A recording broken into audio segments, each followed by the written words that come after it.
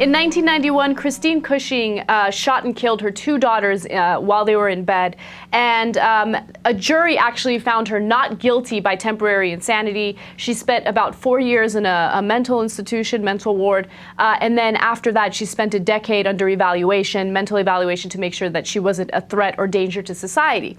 Now, after she shot and killed her daughters, she and her husband divorced, right? And her husband got married 4 years later. And then he had two other kids. Right. What happened after that is when she was released from the mental ward, he started communicating with his ex-wife again, the one who killed her daughters. Disaster. And then they got back together.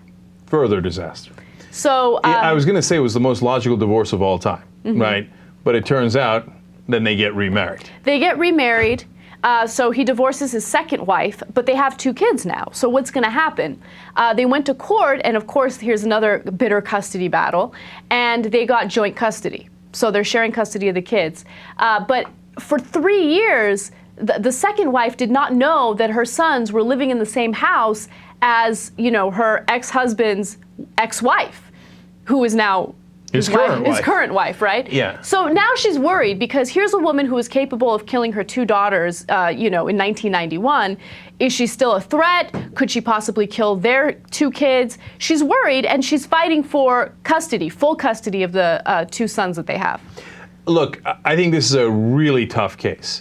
If it was my sons, would I be concerned? Yes, because look, the original defense was, oh, she had a heart condition and she was on Prozac and then she flipped out one night.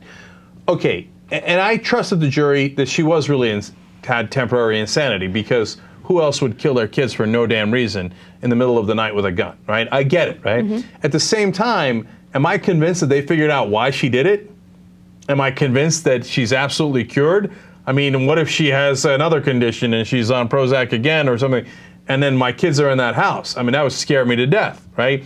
I don't want to discriminate against her, but at the same time, if it's my kids, I'm super concerned. But the part that actually took me over the top is they had her own kids lie to her, to their natural mother, pretending that the ex-wife, now current wife, was someone else. Completely a different woman. Now, if they had my own kids lie to me for 3 years on that, oh boy, I would not be having that. There's another thing that actually pulled me over the edge. It turns out that recently, I think it was in 2008, she was reported, the mother who had killed the two daughters, had been reported by social workers. Now, we don't know exactly why she was reported, but something shady happened, okay? And that information is not disclosed. But that's enough. That's enough for me, okay? Those are my two kids. If this woman was capable sometime in the past to shoot her own two daughters and kill them, no, that's enough. I don't care. I don't care if she went through the legal system. I don't care if she was found not guilty due to temporary insanity. Those are my kids.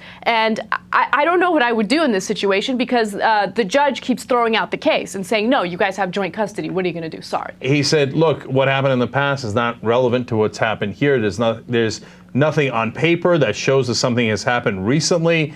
And the social worker did not say why they had called, what the issue was, or anything along those lines. That was Child Protective Services. So he's saying, since we have nothing that we can show is a problem with her, well, the dad has joint custody. That's it. End of this discussion. You're going to have to put the kids in there.